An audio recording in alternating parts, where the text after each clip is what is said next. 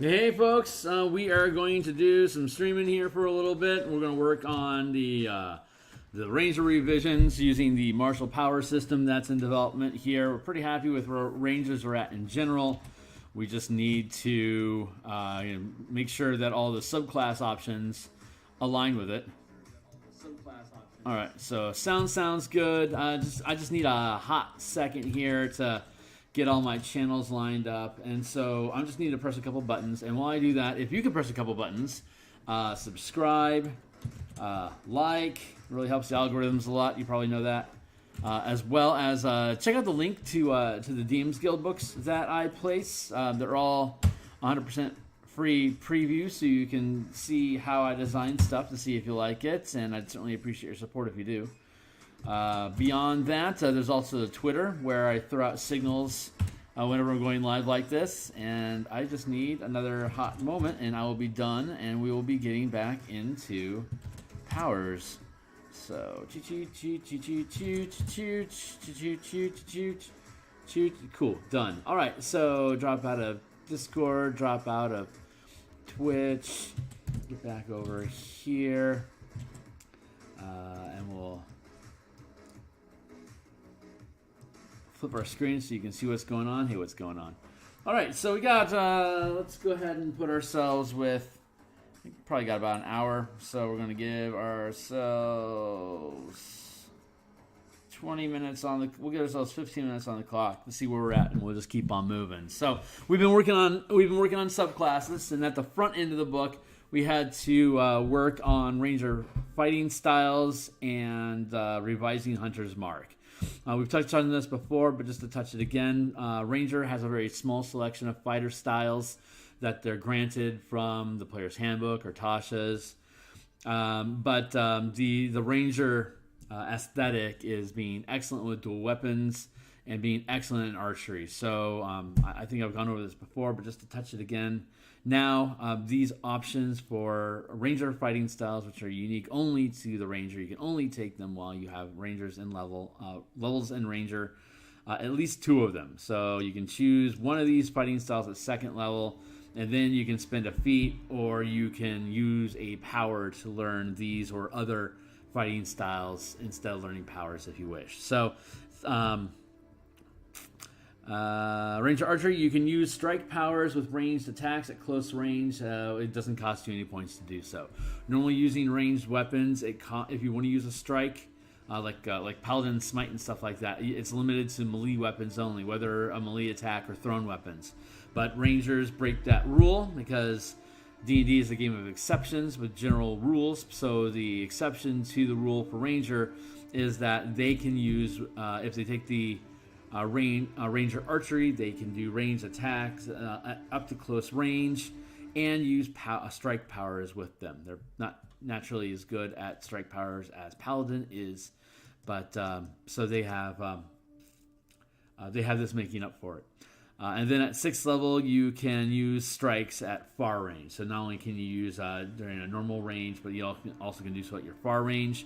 And critting with ranged weapons improves with levels. Ranger level 2, crit 19-20. Ranger 10 is 18 to 20, and then Ranger 18 is 17 to 20. You get really, really good at shooting with a bow if you stay committed in Ranger only. So then Ranger dual weapons. Alternatively, instead of taking an archery, you've got dual weapons.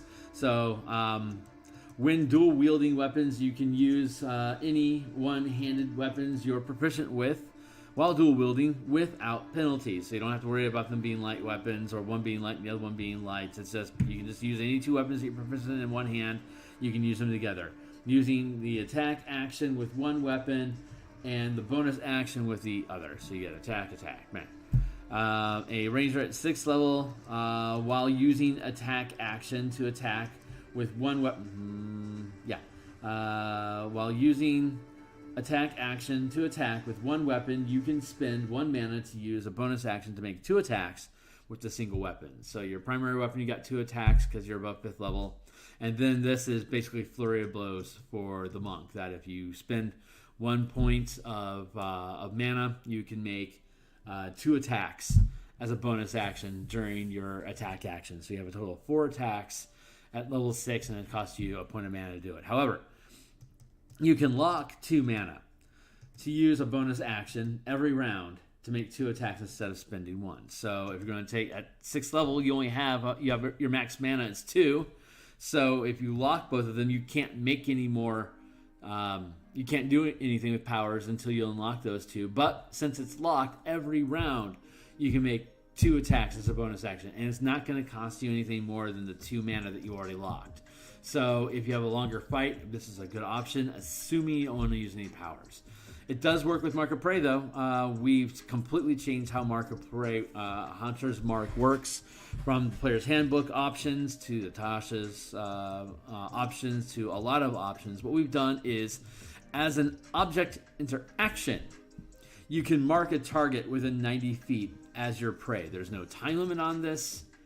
There's no conditions for it, and again, it's only an object interaction, which is basically taking aim. Is basically what it would be, or lining, or shifting your stance to line up. That's all an object interaction really is. So we reduced the action economy to make Mark of Prey more viable. So while marked, you gain +1 power die bonus to attacks against your marked prey, not damage. See, they had to set damage as a d6 damage for the Hunter's Mark, and they had to give it concentration, and they had to give it a time limit, because they feel that at 2nd level, a blanket +2, a +1d6 bonus is just too powerful. Too powerful for the Rangers to have that. So we've kind of stepped around that whole issue of is it balanced or not by, instead, if you mark prey, you now have advantages on the attack. In addition, while marked, you make intelligence investigation and wisdom perception checks with advantage against your prey. Mark remains until the prey falls to 0 hit points. You switch targets using a new object interaction. Dismiss the mark as part of your turn. I should put in a comment here. Dismiss the mark as part of your turn, or begin a long rest. There. So we got the Power Conclaves. We've already gone through Beastmaster previously. And now we are looking at the Drake Warden today. So without further ado, we are going to get into the Drake Warden. Let's look at what the Drake Warden gets, shall we? All right, so let's see. Drake Warden. Drake Companion.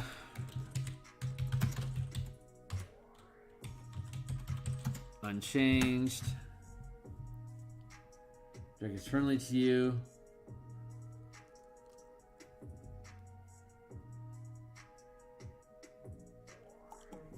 Let's see.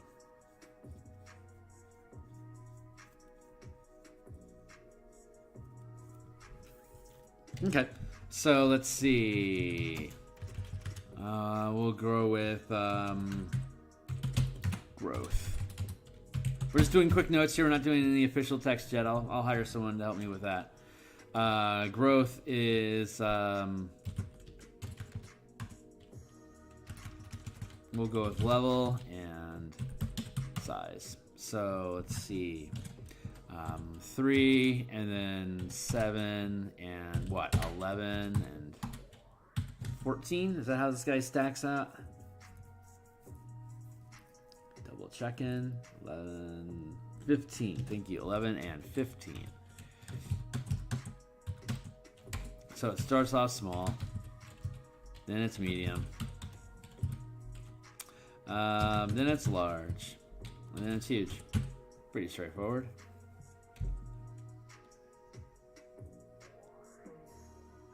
Yeah, I'm happy with that. So it's going to scale up more, and it's going to get bigger, and we'll have to build out stat block. We'll have to rebuild the stat block. Stat block. Then advanced stat block.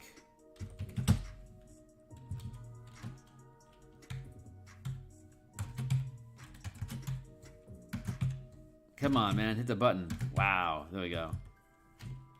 Here and here. We'll buff that out more. So that is Drake Companion.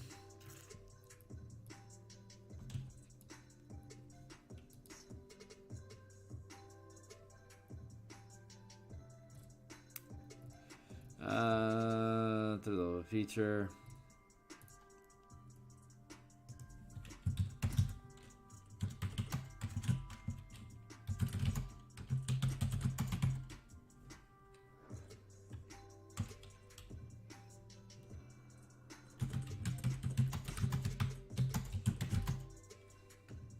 Replaces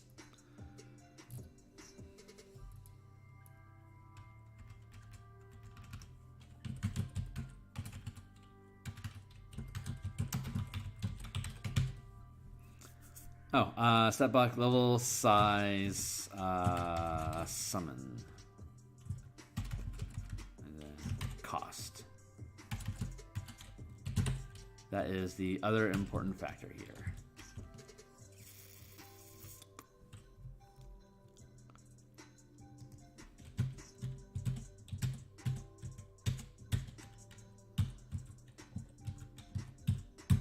There. 4, 3, 2, 1. Yeah, so when you resummon the Drake, if you summon it as size small, it's 1. Size medium, it's 2 mana. Size 3, size large, it's 3 mana, and then size huge, it's 4 mana. And then we'll have to recalibrate the stats so that the small, medium, large, and huge are doing different damage, have different hit point capacity, blah blah blah. But that'll be easy. We'll do that another time. It's not our most important issue right now. Let's see what else we got going on in here. If there's anything else we need to see. Draconic Gift. Unchanged.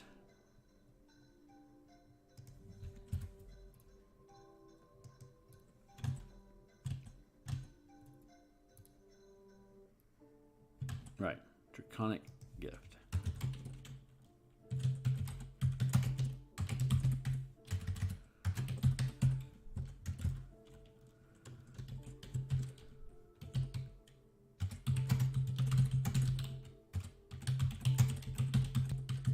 And this feature remains unchanged. No reason to fix it. Ain't broken. Let's see. Draconic Gift. Drake Companion. Bond of Fang and Scale. Let's see. Bond you share the Drake intensifies, protecting you and stoking the Drake's fury. When you summon your Drake, it grows wings on its back and gains a flying speed equal to your walking speed. In addition, when your Drake is summoned, you and the Drake gain the following benefits. Drake Mount. Drake grows to medium size, reflecting your special bond. You can use the Drake as a mount if your size is medium or smaller. While you ride the Drake, it can't use flying speed of this feature. Oh, I see. Got it right. Magic Feign. Drake's bite attack deals an extra d6 damage in the type chosen. Drake resistance, you gain resistance to damage type. Bond of Feign and Scale. That's not going to change.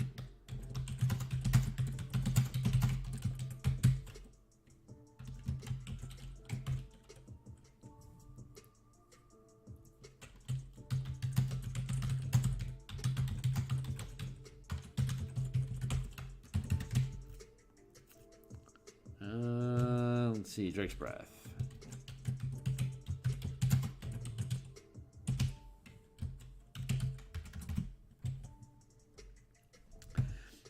As an action, you exhale a 30-foot cone of damaging breath or cause your Drake to exhale it.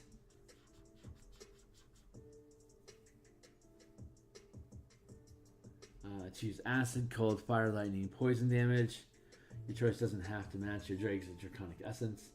Each creature in the cone makes a dex save against your spell save DC, takes 8d6 damage on a failed save, or half as much on a successful one. This is level 11. It is a third level. It's a third level fireball. So, sure, third level, 11th level, third level spells access. That makes sense.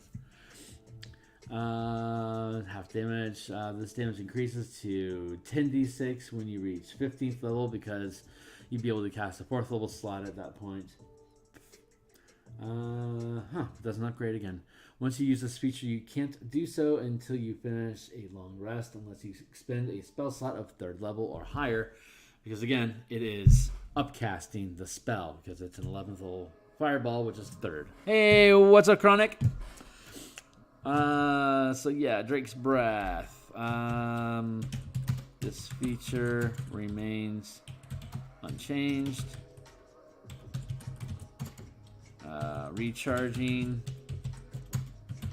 costs 3 mana. Pretty straightforward. And then Perfected Bond. I don't think, let's see. Beep, beep, beep, beep, beep, beep, beep, beep. Perfected Bond, Empowered Bite. It's going to be another 2d6, so it's an extra 2d6 overall. That works. Large Drake, we've already upscaled it to huge. And then Reflex Resistance. Yeah.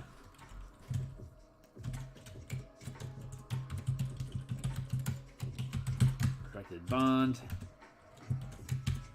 This feature remains unchanged.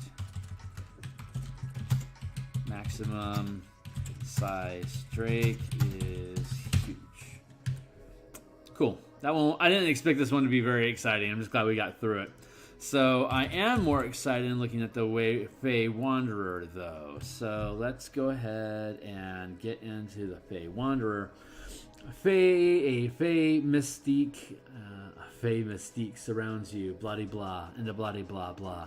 So, Dreadful Strikes, 3rd. What does this do? You can augment your weapon strikes with mind-scarring magic drawn from the gloomy hollows of the Fey world. When you hit a creature with a weapon, you can deal... 15-minute timer. Not bad. Okay, so we still got 45 minutes. Nice. Let's see. You can augment your weapon strikes with mind-scarring magic, drawing from the gloomy hollows of the Feywild. When you hit a creature with a weapon, you can deal an extra D4 psychic damage to the target, which can take this extra damage only once per turn. The attack damage increases to D6 when you reach 11th level as the class. Nope, don't like it. Dreadful Strikes. Let's fix it. Dreadful Strikes. How about Dreadly Strikes?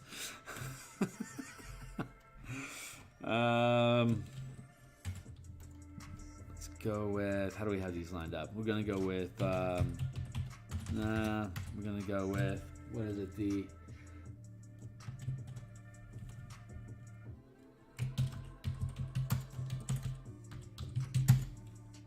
Hollow Strikes. Maybe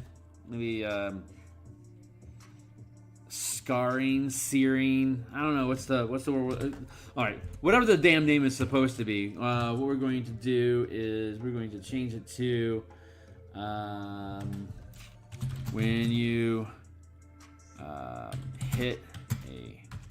when you make an attack against your marked prey. Let's see. When you make an attack against your marked prey, deal +1 PD psychic damage.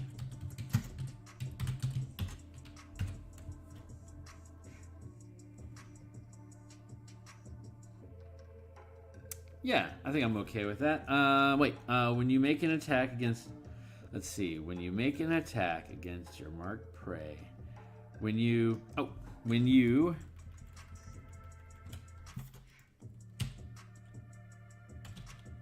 So how I want to do that? When you make an attack against the marked prey, deal +1 PD of psychic damage.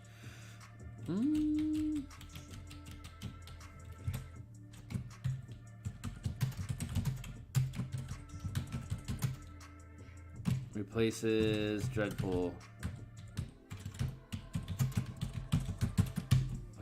Strikes. I know I've got something similar to this in the Monster Slayer. When does that come online?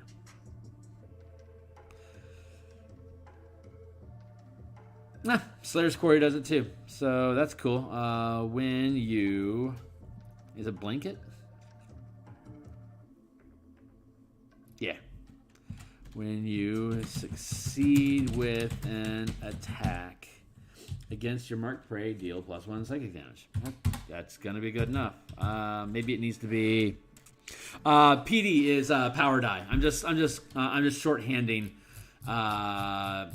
the terminology. So you got like at level 1, you're using a D6 power die. It's like a superiority die. It's the same thing, except that it's for martial powers. So we're calling it a power die.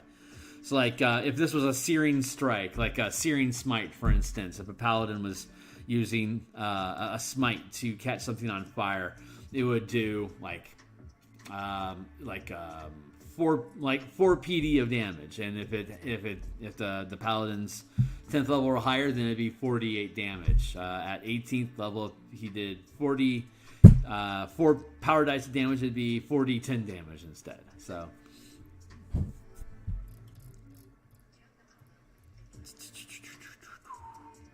Let's see. Ranger, monk, ranger. There we go. Okay, so let's see. We were working on, and again, the way that the revised mark works is as an object interaction. You can mark a target within 90 feet as your prey, and when you do, your +1 power die bonus to attacks against that prey, and you have advantage on intelligence, investigation, and wisdom perception. You can switch targets during your turn using a new object interaction, and then if that target is and doesn't require concentration, it sustains. So now we're looking at different key features inside the subclasses to see how this change of a non-resource single target mark that you can only adjust the mark once per round. How can we calibrate other things inside the conclaves to make that make more sense? And the Fey Wanderer and the Monster Slayer happen to deal extra damage. So having those key to the your marked prey seems to make more sense than not. I just don't know what the name of it's supposed to be. What? Psychic Felling. How about that? Let's go with that for now. What's this next thing? Fey Wanderer's Magic. This is probably going to be fine. You learn an additional spell, blah, blah, blah. You also possess a supernatural blessing with a Fey ally and a power of Fey power. Choose your blessing from the Fey while below. That is awesome. And then Worldly Glamour too. Fey Wanderer Magic. I'm fine with that. Fey Wanderer Magic. When you're casting spells, spells are 1 mana per level, so 5th level, 5 mana. There you go. You can use both powers and mana together. You can mix and match. So if you're a ranger, you could learn 5 powers and know 4 spells, for instance, if you wanted. Or you can go full into powers, or you can go full into spells, just using the universal spell point system that I already have, which is already calibrated to the same number of points that you gain per level as listed here in the martial powers. So they're designed to be used together. Fey Wanderer Magic, no. Let's see. This feature remains unchanged. And so at 3rd level, Charm Person, it would cost you 1 mana. 5th level, Misty Step, would cost you 2 mana. Dispel, 3 mana. 4 mana with Dimension Door, and then 5 mana with Mislead. So that doesn't need to change. Otherworldly Glamour, let's see what this does. The Fey qualities give you supernatural charm. As a result, whenever you make a charisma check, you gain a bonus to the check equal to your wisdom modifier, minimum +1. In addition, you gain proficiency in one of the following skills. I'm fine with Otherworldly Glamour remaining as is. Otherworldly Glamour. Is that how you spell it?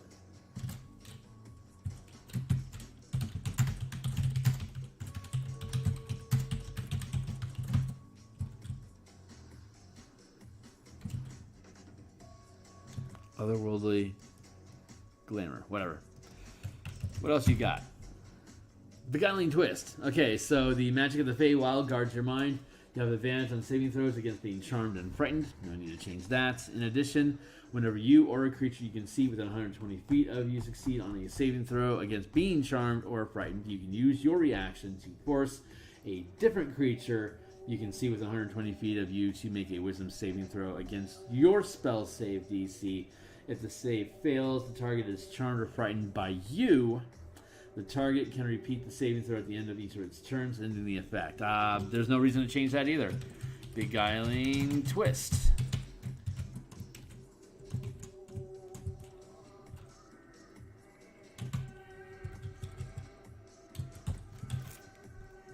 Beguiling Twist.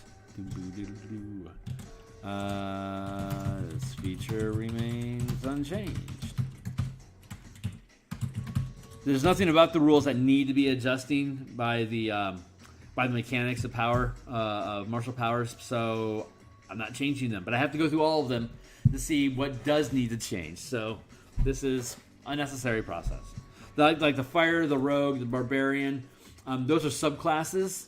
So like you could take samurai, but you wouldn't have access to martial powers, just like a samurai wouldn't have access to spells from Eldritch Knight. So that's I don't need to go through this process for most of the classes, just the ranger and the paladin, and then because artificers can use their infusions to gain martial powers as well, I have to go through the infusions that they can receive to see how powers affect those, if at all.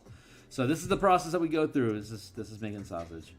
Ooh, Fey reinforcements. Okay, so the Royal Card of the Feywild have blessed you with the assistance of Fey beings. Summon Fey, a spell, etc. Blah. If it doesn't count against the number of range of spells you know, and you can cast it without a material component. You can cast it.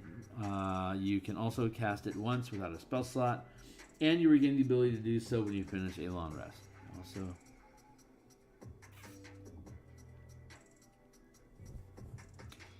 whenever you start casting a spell, you can modify it so it doesn't require concentration. If you do so, the spell's duration becomes 1 minute for that casting. I don't need to change this. Fey reinforcements.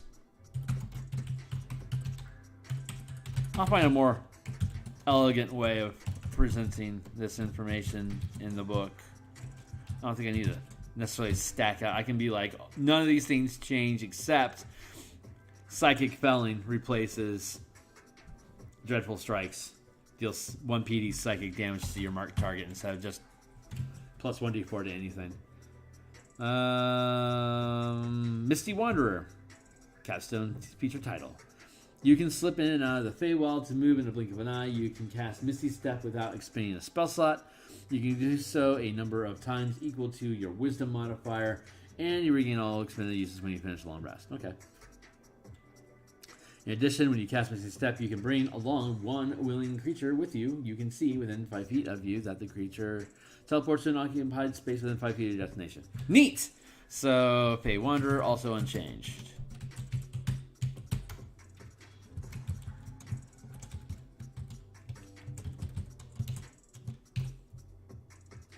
Move on to Gloomy Stalker. Hey, we got notes. What's up? Chronic says, so you're not rewriting the classes, subclasses, but instead adjusting them to the martial power rules. Right. Like all these things don't need to change. So I didn't change them except for the like we noted here because I'm changing. Like I could have left that just deals 1d4 damage to targets once per round, but I'm trying to create a unified approach to how classes are dealing with different features that they have. Like the Rangers, whenever they have this extra damage die, it's pretty much universally been plus 1 PD against a marked target specifically, not just general stuff. Like the Monster Slayer we built last week, Slayer's Quarry. It was if you attack a creature that you've observed with your Slayer's your Slayer's senses, Hunter's sense. Then if you observe them with Hunter's sense, you can do d6 damage against them. I've changed it so that while you're if you the change is that when you mark a target using an object interaction, they automatically you automatically use Slayer Sense with it. So it's a single action. The Monster Slayer marks them and immediately identifies all the things about them, and then when you use Slayer's Query while that target is marked, because you automatically sense, you have your Slayer senses with it. So when you mark that target, you're going to gain the Slayer die, the plus PD of weapon damage dealt each round. So it's similar to, it's identical to what I gave the Fey Wanderer just now, except that the Fey Wanderer is doing specifically psychic damage, while this is just doing increased weapon damage. Stuff like that. Let's see. Let's go back to the Gloomstalker. Gloomstalker features, Gloomstalker magic, Gloomstalker magic equals remains. I'm just going to quick hand that for the sake of the stream. I'll clean up how it looks later. Ooh, Dread Ambush. I bet this will be fun. Dread Ambush. Let's see. Third level, master the art of ambush. You can give yourself a bonus to your initiative rolls equal to your wisdom modifier. At the start of your first turn of each combat, your walking speed increases by 10 feet, which lasts until the end of that turn. If you take the attack action on that turn, you can make one additional melee attack as part of that action. If the attack hits, the target takes an extra D8 damage on the weapon's damage type. So let's see. At the start of your turn, your walking speed increases by 10 feet. At the start of the first turn of each combat. Thank you. First turn only. Tap to continue. Thank you. At the start of your first turn of each combat, your walking speed increases 10 feet, which lasts until the end of that turn. If you take the attack action on that very first turn, you can make one additional weapon attack as part of that action. If that attack hits, the target takes an additional D8 damage of the weapon's damage type. Do I want to change that? Do I have any reason to change that? It's not clashing with anything that exists here. I'm good with it.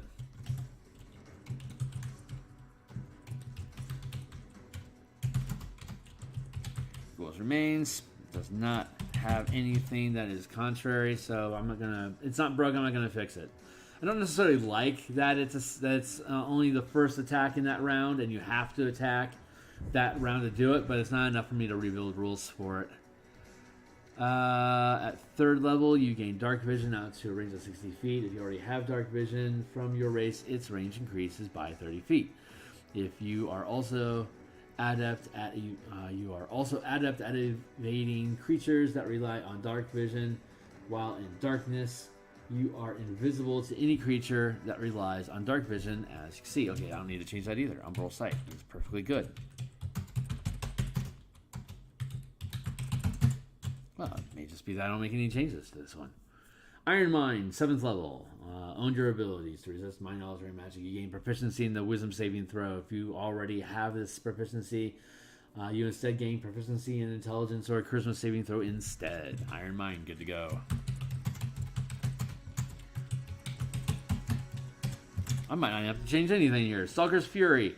At 11th level, you learn to attack with such unexpected speed that you can turn a miss into another strike. Once on each of your turns, when you miss with a weapon attack, you can make another weapon attack as part of the same action. Well, I have no reason to change that. Stalker's Flurry.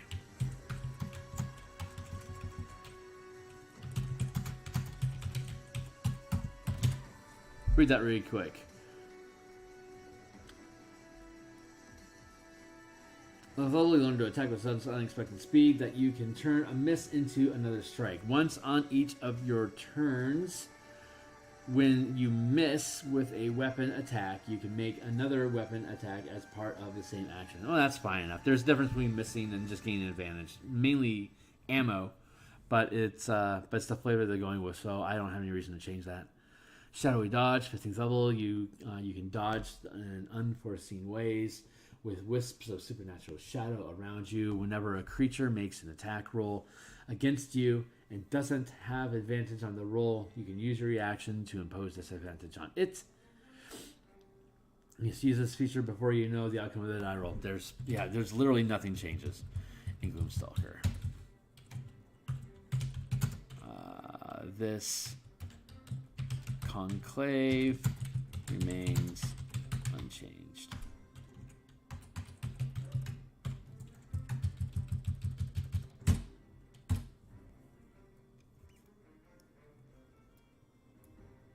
Unchanged. Okay. Let's see. Horizon Walker. What up? Horizon Walker magic. No reason to get rid of that. Horizon Walker magic equals remains.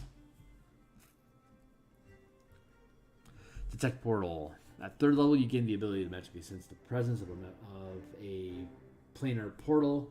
As an action, you detect the distance and direction of the closest planar portal within 1 mile of you. Once you use this feature, you can't use it again until you finish a short or long rest. C. Planar travel. Okay, well, detect portal's fine.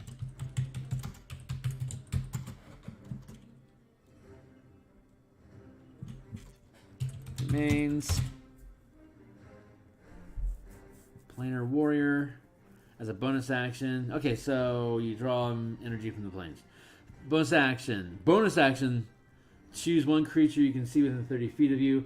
The next time you hit that creature on this turn with a weapon attack, all damage dealt by the attack becomes force damage, and the creature takes an extra d8 force damage from the attack. When you reach 11th level in this class, the extra damage increases to 2d8. Okay, Planar Warrior. We'll change that. Planar Strike.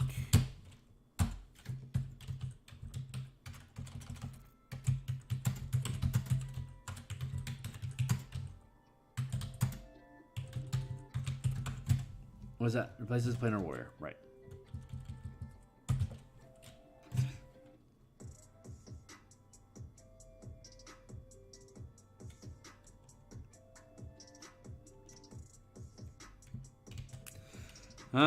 Yeah, we're gonna make this one pretty straightforward. Just grabbing that same language. It's that same bonus action weirdness. There's a large inconsistency about the extra damage that they want Rangers to do. It's either a marked target once per round, a marked target every time you hit them.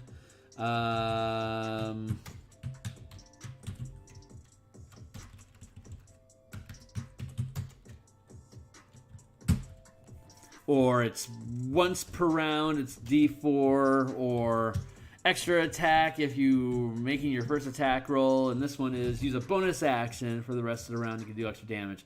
It's not like the Ranger is really just steeped in damage dealing that it needs to be.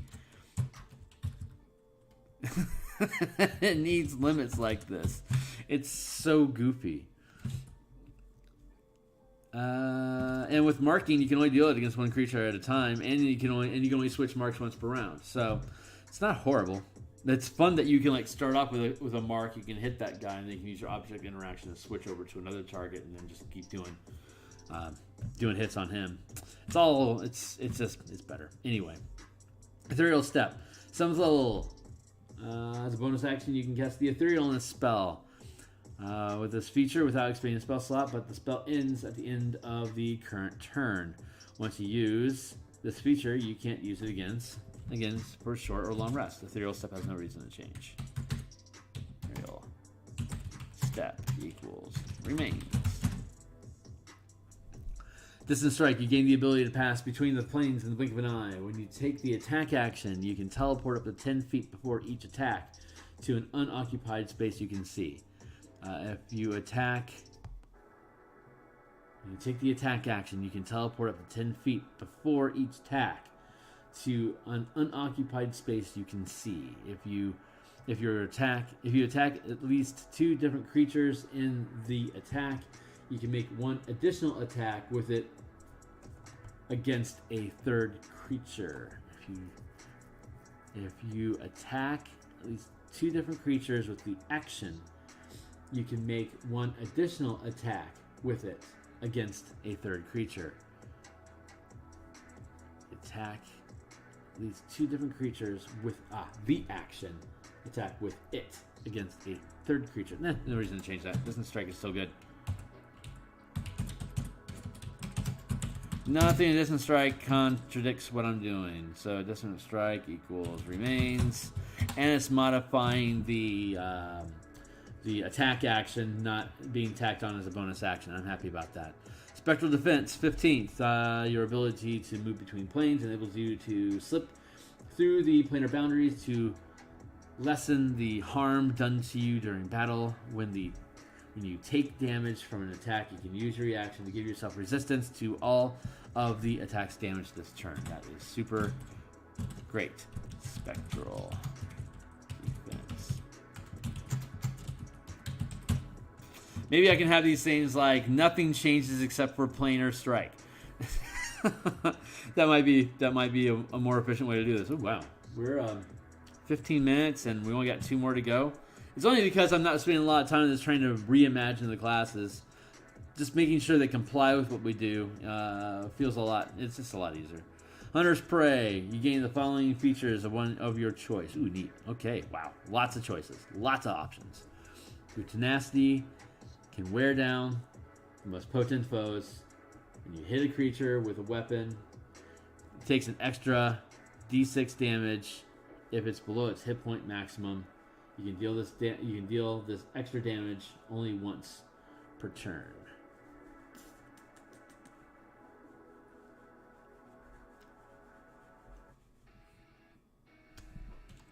Hunter's Prey.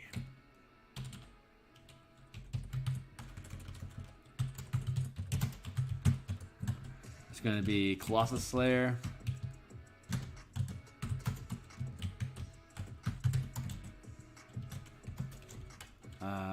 Equals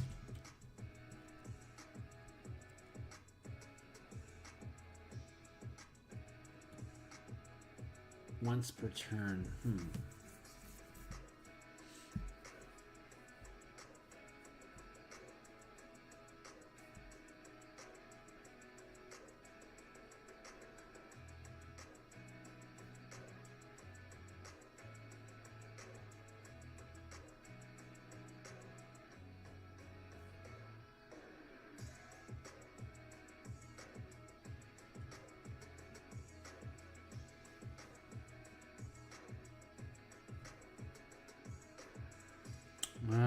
I'm choking on this because I'm thinking about having this be another mark condition where it deals a power die of damage to any marked creature that is wounded.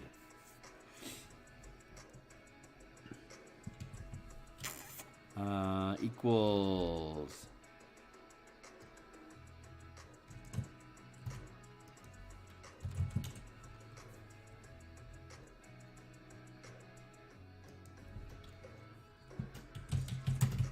that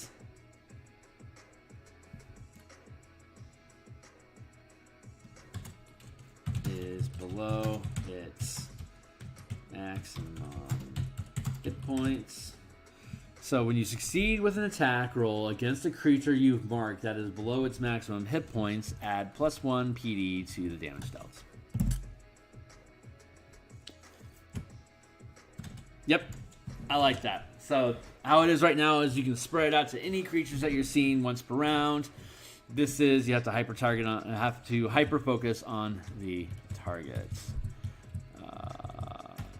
Colossus.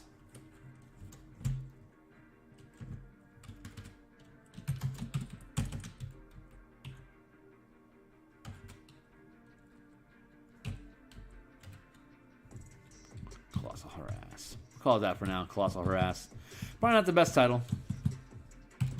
Let's look at Giant Killer. When a large or larger creature When a large or larger creature within 5 feet of you hits or misses you with an attack, you can use your reaction to attack that creature immediately after it hits, provided you can see the creature. Giant killer, no changes.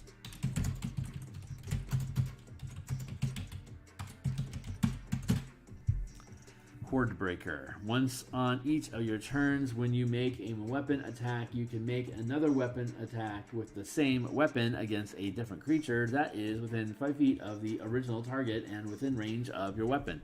Horde Breaker is the same as Planewalker. No need to change it. Horde Breaker equals no changes. Let's see. Anything going on with defensive tactics we can change. Opportunity attacks against you are made at disadvantage. That's cool. Multi-attack defense. When a creature hits you with an attack, you gain a +4 bonus to AC against all subsequent attacks made by that creature for the rest of the turn. I'm fine with that. Steel Will, you have advantage on saving throws against being frightened. I'm fine with that. Defensive tactics. Defensive tactics equals no changes.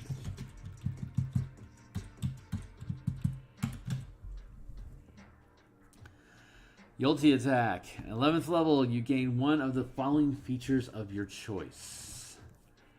Volley. If you can use your action to make a ranged... This is 11th level. When you use your attack action to make a ranged attack against any number of creatures within 10 feet of a point you can see within your weapon's range. You must have ammunition for each target as normal, and you can make a separate attack against each target. I'm fine with volley as it is. Multi-attack. I think that's a great ability. You can use this action to make a ranged attack against any number of creatures within 10 feet of a point.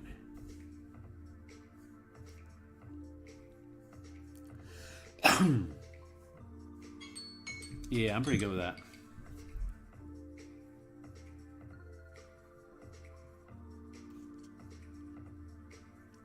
It doesn't break with Paladin. It doesn't break with Rogue. It doesn't break with Monk. Fighters have a 7th level feature that allows you to drop attacks from an attack action to gain bonus mana to spend on strikes. So, multi-attack volley.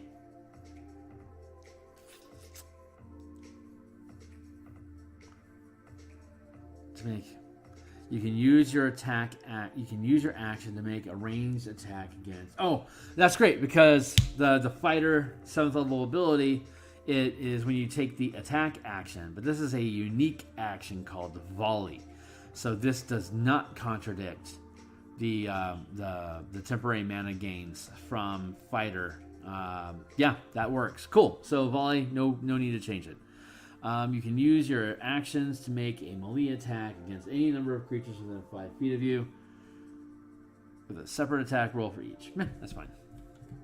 Multi-attack unchanged. No changes. Those actually just work. Superior Hunter's defense. Hunter's defense was a thing? There was defensive tactics. Yeah, okay. 15th level, you gain one of the following features of your choice. Evasion. When you are subjected to an effect such as a red dragon's fiery breath or a lightning bolt spell that allows you to make a dexterity saving throw to take only half damage, you instead take no damage if you succeed on the saving throw and only half if you fail. That's fine. Stand Against the Tide. When a hostile creature misses you with a melee attack, you can use your reaction to force that creature to repeat the same attack against another creature other than itself of your choice.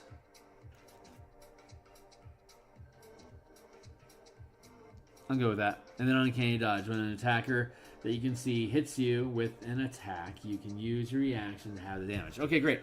So I'm fine with Superior Hunter's Defense, but I've got Superior Hunter's Defense equals no changes. Here's the thing. So there is Superior Hunter's Defense. That's multiple options. There's multi-attack.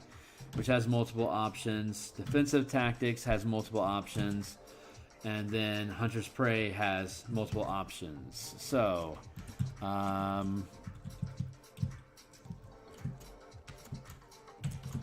you can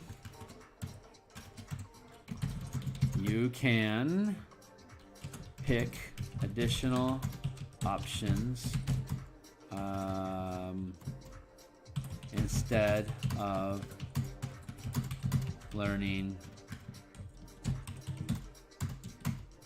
a power or a feat. So I don't need to change any of them, but I can allow you to take more of them.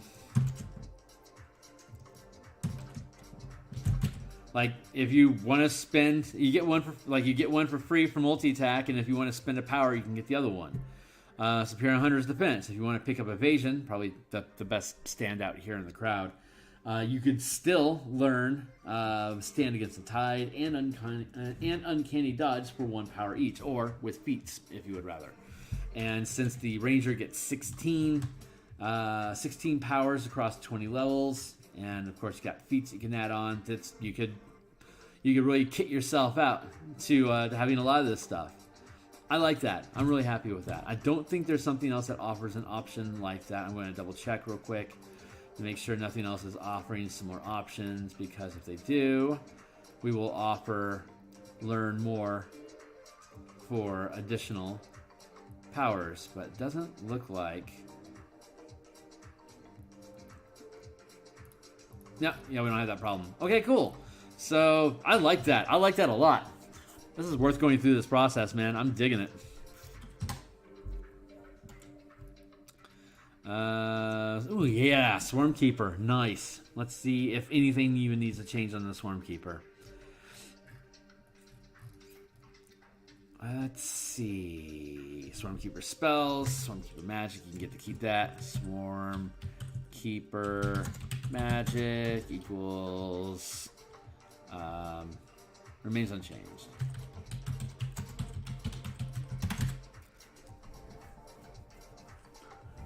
And swarm, right? Gathered swarm. We'll see what this does. A swarm of intangible nature spirits has bonded itself to you and can assist you in battle while you're alive. The swarm remains in your space, crawling on or flying and skittering around you within your space. You determine its appearance, or you generate its appearance by rolling the random table. Okay. Once on each of your turns, you can cause the swarm to assist you in one of the following ways. Immediately after you hit a creature with an attack once per turn, a target takes D6 piercing damage from the swarm. Takes a swarm to assist you in the following ways. Immediately after you hit a creature with an attack.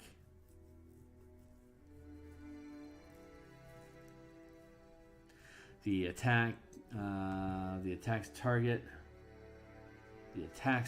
target must succeed a strength save against your spell save DC, or be moved by the swarm up to 15 feet horizontally in a direction of your choice.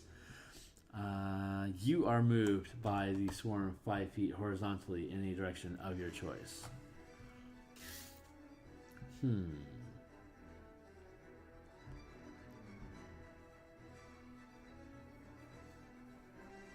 You can cause the swarm to assist you in one of the following ways. Immediately after you hit a creature with an attack.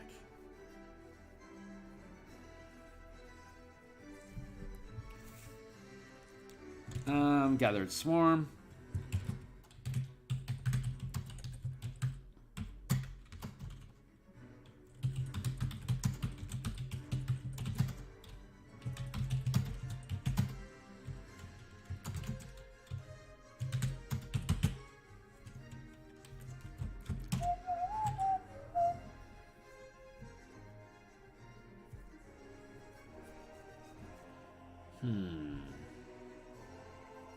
Yeah.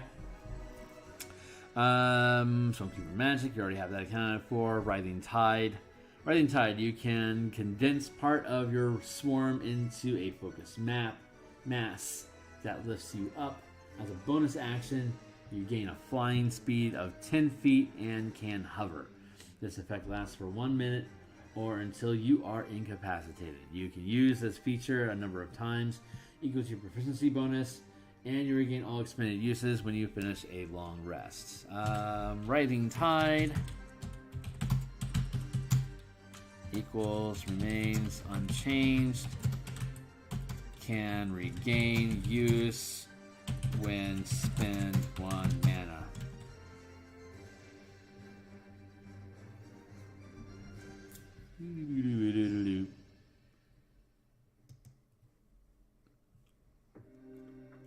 Hover 1 round, 10 feet. Yeah, that's worth 1 mana. That's not worth 2. Levitate's better as a spell, and it's 2. This is less than that. Mighty Swarm. You gathered swarm grows mightier in the following ways. It already increases the damage die at this point because it's a power die instead of just a static number, and it'll increase again at 18th level into a D10 instead of a D8, so value added. If a creature fails its saving throw against being moved by gathering swarm, you can also cause the swarm to knock the creature prone. And when you are moved by the gathering swarm, it gives you half cover until the start of your next turn. Mighty Swarm doesn't need to be changed. Mighty Swarm equals remains unchanged. And then Swarming Dispersal. You can discorporate into your swarm, avoiding danger. When you take damage, you can use this reaction to give yourself resistance to that damage. You vanish into your swarm and then teleport to an unoccupied space that you can see within 30 feet of you, where you reappear with the swarm. You can use this feature a number of times equal to your proficiency modifier and regain all expended uses when you finish a long rest.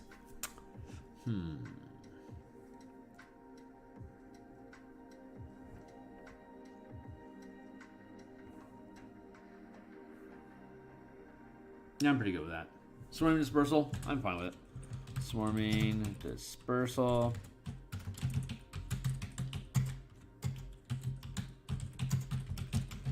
There. Not much change, not much change.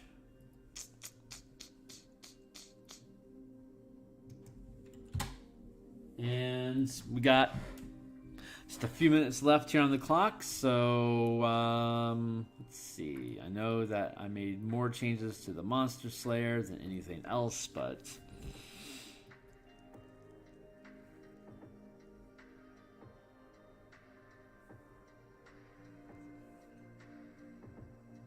it is the one that actually was affected the most, so I'm okay with that one being a standout. Beastmaster also got a lot of revisions. I'm good with that too. I'm pretty happy with this. So let's see, what are we going to be doing next week? Next week we are doing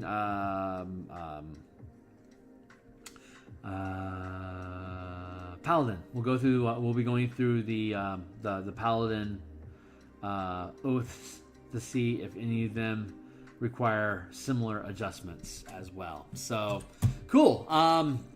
This wasn't the most innovative or exciting session, but I really liked having the opportunity to go through all these things just to make sure that they're going to comply with how the Ranger sits.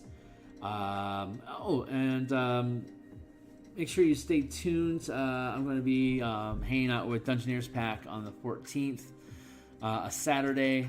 Spend an hour or so talking about converting Ranger features and abilities from terrain into the color types of Magic the Gathering. Magic has 5 colors, and it has different types of lands that are associated with each color. So we're going to be looking at how Ranger abilities will change if you utilize a terrain by color paradigm instead of the default provided in the player's handbook, which these mechanics will end up in the revised core mechanics book that I have already available down below. 100% preview. Check out my DMsGuild books, and you'll eventually see that updated And when it does, it's going to have all these different ideas that we're putting together for Ranger terrain and stuff. So thanks a lot for being here, Chronic. It was cool hanging out with you, man. And anyone else, like, subscribe, catch me on Twitter, and